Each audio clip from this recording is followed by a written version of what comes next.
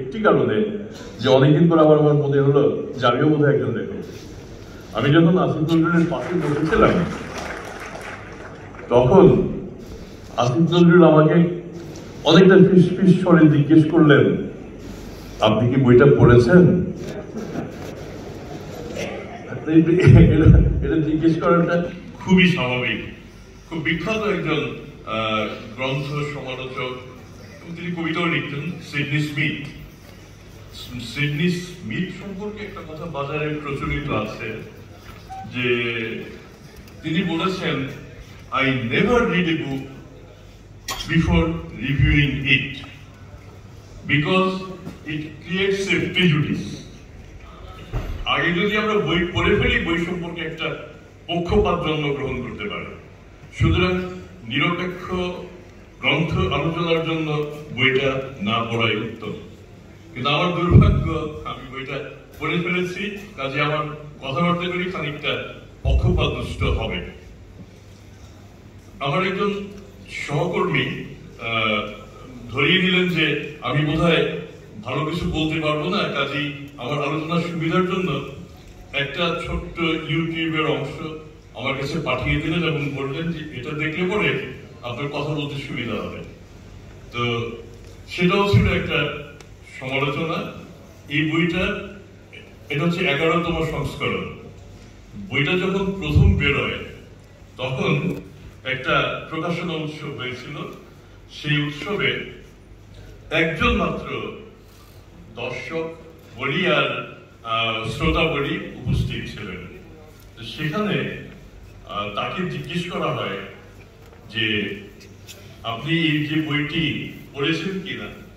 তার উত্তর নিশ্চয়ই তিনি পড়েছেন এবং বইটি সম্পর্কে তার অনুভূতি ব্যক্ত করতে বলা হয়। তো সেই সময় সেই একমাত্র শ্রোতা কিংবা পাঠক, সেই অনুষ্ঠানটি হয়েছিল নর্থ এন্ডে, আমরা এখন সাউথ এন্ডে। তো তখন বলেছিলেন যে এ ধরনের বিষয় নিয়ে আমরা সাধারণত ঘরে আলোচনা করি, বইপত্রে লেখা হয় না, কারণ বইপত্রে লিখতে যে দুঃসাহস লাগে এরকম দুঃসাহসী লেখক আসলে নেই।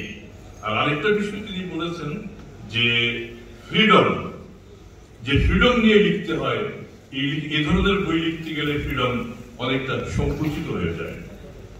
আমার মনে হয় এই বই সম্পর্কে আমরা যে যাই বলি না কেন, ওই যে একমাত্র সমালোচক বা একমাত্র দর্শক শ্রোতা পাঠক যা বলেছেন সেটি বোধহয় শ্রেষ্ঠ সমালোচনা। যে ফ্রিডম নিয়ে এই বই লিখতে হয়, সেই ফ্রিডম আসলে এ ধরনের লেখাতে পাওয়া খুব ডিফিকাল্ট। আমার এটা হচ্ছে 11তম সংস্করণ এবং সেটি 1 বছরের কম সময়ে। আর আমার 6 বছরে 3টা সংস্করণ হয়েছে এবং এর বেশি আর কোনোটাই হয় না। 1 বছরে আমার সবচেয়ে বেশি বই বিক্রি হয় 97টা। আসিফ নজরুলের কয়টা, এটা হিসেব করা খুব মুশকিল।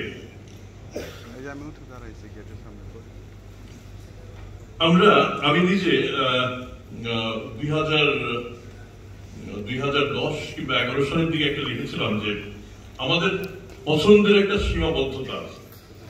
সেই সীমাবদ্ধতা হচ্ছে আমরা কোন দিকে যাব। বিশ্ববিদ্যালয়ের যারা প্রোডাক্ট